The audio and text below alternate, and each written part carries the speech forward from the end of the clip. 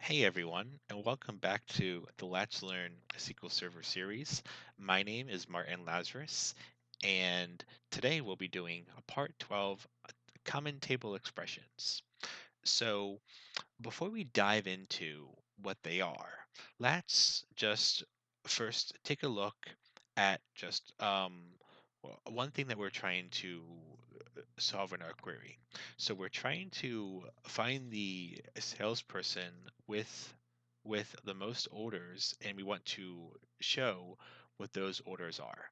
So I just wrote a simple query where we are getting the salesperson ID. We're doing a count from the sales order header, and we're doing a group by. Remember that the group by, we're putting in any column that is just like not the aggregate columns. Any of those columns go in there, and we're going to order by two, meaning 1 2. We're going to order by the count, and that is in descending order.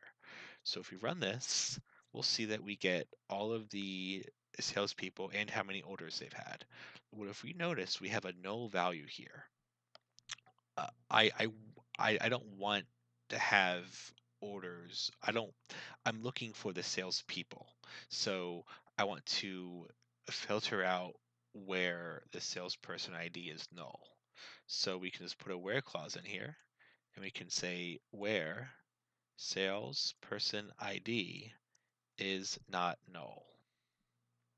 And now, if we run this query again, now we'll get that.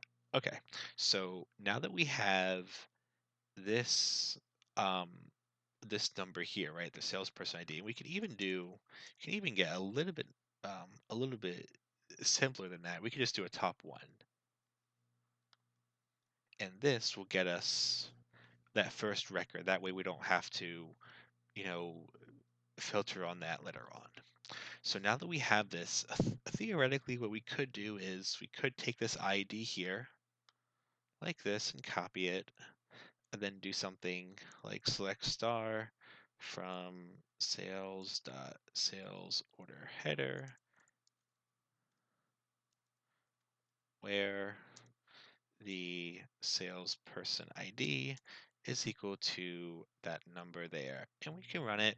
And while this will give us all of the orders, it's not dynamic, meaning that if this database kept on getting more and more orders, there's a very good possibility that just another salesperson is going to have more orders, and then so it won't be this one. So how do we make it dynamic? Well, this is a really good example where CTEs can be useful. So let's just first write the syntax, and then I'll sh- show you all how to use it, and then we'll talk about what it's doing. So to begin with a CTE, you want to use the keyword with, and then you want to give it a name. So I'll call it um, highest, or maybe best salesperson. And then you say as, and then you want to open a parenthesis and close it.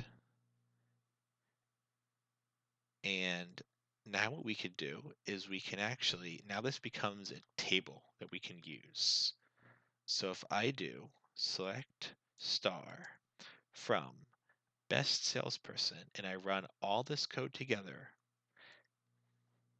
now we see that we get that.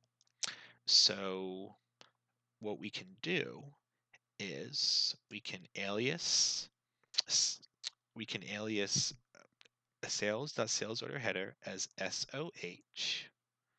And now, just like we can with just any other table, we can join to best salesperson as BSP, but yep, on SOH dot sales order, I think it's salesperson, right? Yeah, salesperson ID equals to BSP salesperson ID. Let's comment out this here, and this is going to yell at us. And this is actually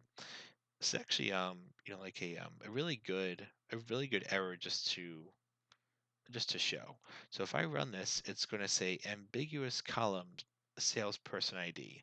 And that's because a salesperson ID exists in both sales order header and in the best salesperson table. So we need to be specific what table we're talking about. So if you just put SOH dot, now that'll solve your problem. So now if we run this, now it's dynamic. Now anytime that one particular salesperson gets now more orders than like another, your code will always work. So now let's talk about what the CT is, the CTE is, and what it does. So a CTE, think of it as um, temporary data that you can only access one time. Some people like to say temporary views, which is also a good explanation because in CTEs you cannot manipulate the data, meaning you can't change it, you can't delete, update, or insert. Your CTEs are what they are. So what do I mean by temporary? Because we talked about temporary tables, what's the difference, right? So in temporary tables, we could create our temporary table, run some code under it, and then we could, if we wanted to, go back to the temporary table that we created. CTEs, on the other hand, don't work that way. Once I've used the table best salesperson, and now let's say I want to select it again, like this. Once I've used this table once, or it's not really a table, but once I've used best best salesperson once, this is of the CTE, it goes away and it's gone. So if I run this, it's going to blow up and it's going to tell me it doesn't exist. It says invalid object, best salesperson. That's because we've already used it once here in the code and this has executed already, so we can't use it again. So that's the difference between a CTE versus a temp table. And something else important to note is, let's say that I had some query above here. Let's just do select star from sales dot, um, let's do customer. Okay. And now if I just try to run this all together, it's going to say incorrect syntax. If it's intended to be a common table expression, you need to explicitly terminate the statement. So what that means is if I have any code above a CTE, I need to put either the semicolon right after that code or right in the beginning of the width.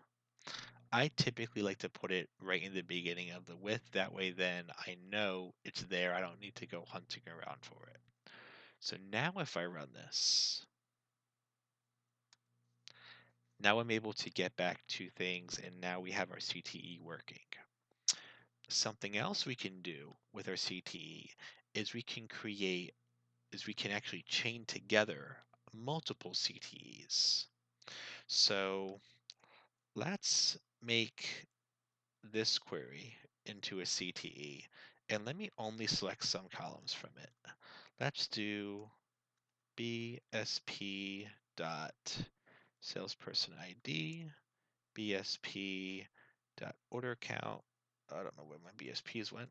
BSP dot, BSP dot, and lastly, let me put in here what the order number is. So SOH dot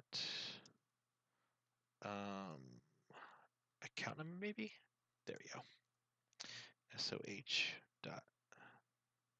Okay. Now let me just format this a little bit so it looks at least half decent.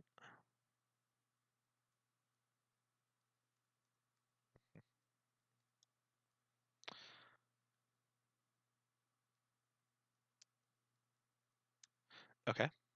So now to chain together a CTE, what we'll do is we'll put a comma right at the end of that CTE. And now we're going to say what we want to call this one here. So maybe we say um, orders from top salesperson. I know it's a long name. I like to be descriptive. And then we say as, and then just like we did with the other one, we're going to open a parenthesis, and then we'll close it at the end. And now we can do select star from orders from salesperson.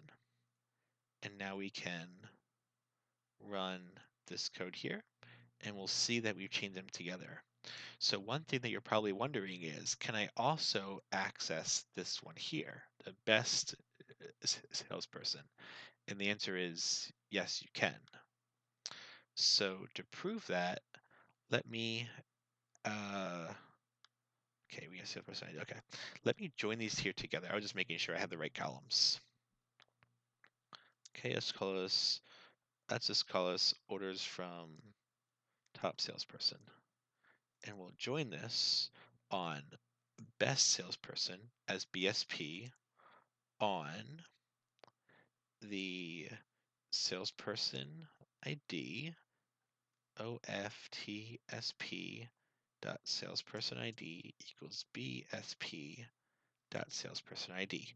So now we're using two CTEs that we've created up top here that are chained together, and now we're going to join them together. So that's how they can be used. Like I said, once you've used this already, and again, I just want to show that if I try to access one of these CTEs after it's executed something after it, it'll blow up like that. So just be careful that when you're using them, you need to be sure that you're using them for the right purpose and that you don't need to use them later on down the road. And if you do, you might want to look at using a temp table. So yeah, that's about it. We're talking about CTEs. If you have any questions or comments, please let me know. Thanks.